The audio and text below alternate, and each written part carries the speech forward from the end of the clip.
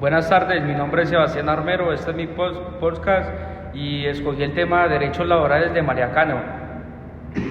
Hoy quiero hablarles sobre los derechos laborales en Colombia, pero no desde lo teórico, sino desde la historia de una mujer que fue clave para que existieran muchos de estos derechos. Ella es María Cano, conocida como la flor del trabajo. Para entender su importancia, primero tenemos que viajar al pasado, a principios del siglo XX. En esa época, trabajar era muy diferente a lo que conocemos hoy. No existían jornadas laborales ni reguladas. Muchas personas trabajaban más de 12 horas al día. Los salarios eran muy bajos, no había seguridad social y los trabajadores no podían organizarse libremente. En pocas palabras, los derechos laborales prácticamente no existían. Imagínense trabajar todos los días durante más de mediodía, sin vacaciones, sin seguro, sin estabilidad, sin poder reclamar. Esa era la realidad de miles de trabajadores colombianos.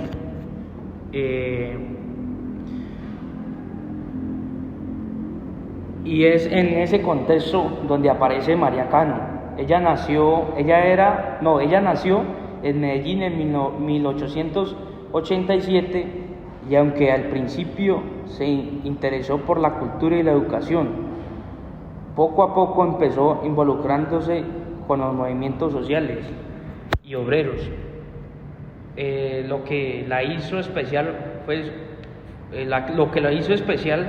fue que decidió llevar su voz directamente a los trabajadores. Ella viajaba por el país visitando fábricas, plazas, pueblos, dando su discurso para despertar conciencia en lo social. Algo muy importante, en esa época casi no existían mujeres políticas, ni un liderazgo de mujeres. Por eso lo que hizo María Cano fue doblemente revolucionario, luchó por los trabajadores, rompió barreras de género al mismo tiempo. Su mensaje era claro: los trabajadores merecían dignidad. Uno de los principales derechos que defendía era la jornada laboral de 8 horas. Hoy nos parece algo normal, pero antes las personas podían pasar prácticamente todo el día trabajando. María Cano decía que el trabajador debería tener tiempo para descansar, compartir con su familia y educarse. También defendía el derecho a crear sindicatos. En ese momento, organizarse para reclamar los derechos era visto como una amenaza por empresarios y gobiernos. Sin embargo, ella insistía en que los trabajadores unidos podían protegerse y mejorar condiciones justas. Otro punto clave de María Cano fue la lucha por el salario digno. María Cano denunciaba que quienes producían la riqueza del país vivían en la pobreza. Decía que el crecimiento económico debía beneficiar también a los trabajadores, no solo a los dueños de las empresas. Pero su lucha no fue fácil. Fue perseguida y vigilada, incluso encarcelada por sus ideas.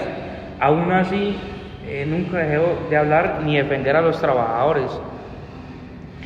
Aunque ella no vio todos los cambios en su vida, pero su trabajo ayudó a que después los colombianos reconocieran que los derechos laborales fundamentales como la jornada limitada, la seguridad social y el derecho a la huelga y a la organización sindical. Es importante tener algo clave, que los derechos laborales no aparecieron por casualidad, fueron por el resultado de las luchas, protestas y personas valientes que decidieron alzar su voz. Hoy en día tenemos muchos más derechos que antes, pero todavía existían problemas como la informalidad, el desempleo y la desigualdad salarial. Por eso el legado de María Cano sigue siendo muy bueno y se recordará por siempre. Su Su historia nos deja una enseñanza muy importante, que los derechos laborales no son un regalo, son conquistas que deben cuidarse y defenderse constantemente. Bueno, para terminar este video, me gustaría que nos quedáramos con esta idea. Gracias a personas como María Cano, hoy podemos hablar de trabajo digno, de salarios justos y derechos laborales. Recordarla no es solo mirar el pasado, sino entender el respeto por el trabajador, que sigue siendo un tema clave en nuestra sociedad. Muchas gracias, este es mi podcast, hasta luego, hasta la próxima.